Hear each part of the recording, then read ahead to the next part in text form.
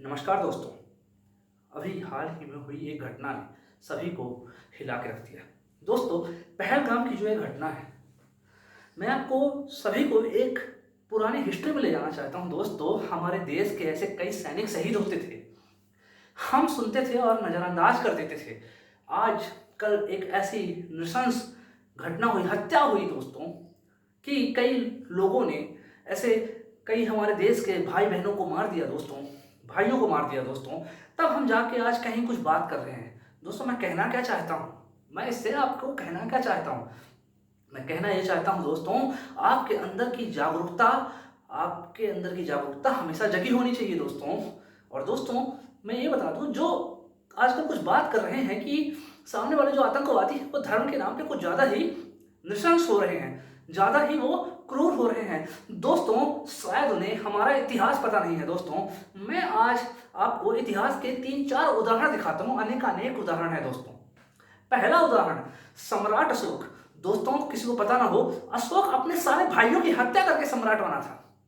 अशोक अपने सारे भाइयों की हत्या करके सम्राट बना था। दोस्तों, सारे भाई उसके अधर्मी थे, वो बात अलग है। दोस्तों, अशोक को चंड अशोक कहते थे। चंड अशोक, जहां भी वो जाता था वहां की धरती थर थर कांपती थी। दोस्तों, अशोक का इतना खौफ था कि जहां भी वो जाए वहां की सेना या तो स्वयं समर्पण कर दे अथवा सामने वाली सेना का नरसंहार होता था। दोस्तों, वो जहां भी गया है नरसंहार करके आया है। दोस्तों, शायद अशोक, क्योंकि धर्म की स्थापना के लिए जरूरी था दोस्तों, शायद लोगों को ये इतिहास पता नहीं है। दूसरा इतिहास में उदाहरण दोस्तों, भीम, वृकोधर भीम। दोस्तों, भीम का मुझे बताने की कोई जरूरत नहीं है, सारे 100 भाइयों की हत्या की, दुशासन को इतनी नृशंस हत्या की, इतनी निर्ममता से मारा कि पूरी धरती कांप उठी। उसके बाद उसने क्या किया दोस्तों, ये तो सभी को पता है। दुर्योधन की उसने हत्या कैसे की दोस्तों, ये भी सभी को पता है दोस्तों। अनेक उदाहरण है। भगवान लक्ष्मण का क्रोध।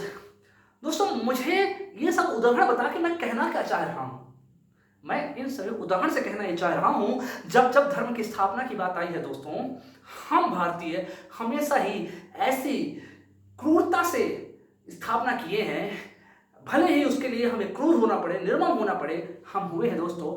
आज ही बात दोस्तों वही आ गई है, सामने वाले आपकी शांति की मांग को कमजोरी समझ रहे हैं। दोस्तों, मेरा सिर्फ इतना कहना है कि जो भी हमारी माननीय प्रधानमंत्री जी हैं, हमारी जो गवर्नमेंट है, जो भी ये डिसीजन लेगी, हम सभी उनके साथ हैं और हमेशा साथ रहेंगे दोस्तों। लेकिन हमें भी अपने आप को जागरूक करने की जरूरत है दोस्तों। हम कर क्या रहे हैं अपने देश को आगे बढ़ाने के लिए, हम कर क्या रहे हैं? सारे यूथ, जो हमारा यूथ इतना बड़ा है, सब फोन में लगे हुए हैं, सभी इंस्टाग्राम में लगे हुए हैं, सभी रील्स देखने में लगे हुए हैं। दोस्तों, पता है ये आपको मानसिक गुलाम बना रहा है? सबको पता है कि नहीं पता है दोस्तों? मेरा सिर्फ कहने का ये मतलब है, इन वीडियोज को हम ज्ञानवर्धक रूप में इस्तेमाल किए जाए। ऐसे अनेक उदाहरण हैं दोस्तों जो भारतीय संस्कृति सिखा रहे हैं। यूट्यूब में ऐसे अनेक चैनल हैं जो भारतीय संस्कृति के बारे में बता रहे हैं। कम से कम उन्हें देखिए, अपने पुराण उपनिषदों को कम से कम पढ़िए।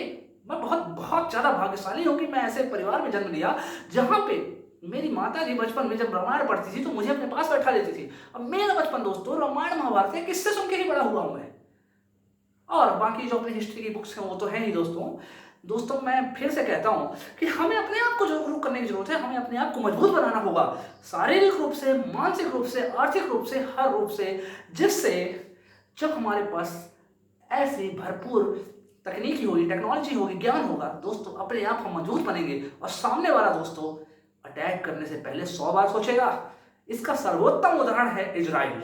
अब मुझे कुछ कहने की जरूरत नहीं है दोस्तों, मैं अपने वाणी को यही विराम देना चाहता हूं। आज क्रोध इस कदर भरा हुआ है दोस्तों कि अगर पुराना इतिहास आप अगर देखिए अपना, तो यदि किसी को पता ना हो और वो भारतीय संस्कृति को ऐसे ही कह रहा हो, एक बार देख लो या मेरे साथ बैठ जाओ आप, ऐसे निर्ममता भरे उदाहरण दिखाऊंगा ना, रूह कांप जाएगी आपको कि अच्छा, भारत में ऐसे भी लोग हुए हैं और धर्म की स्थापना के लिए ऐसा हुआ है दोस्तों। धन्यवाद।